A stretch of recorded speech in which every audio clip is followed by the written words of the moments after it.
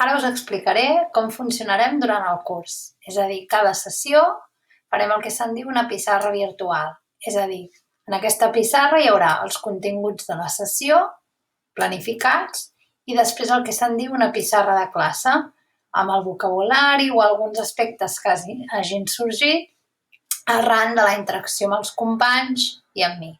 Per exemple, a la primera classe vam veure que a toc de pito no ho podem dir, tot i que es fa servir col·loquialment, sinó que diem a toc de timbal.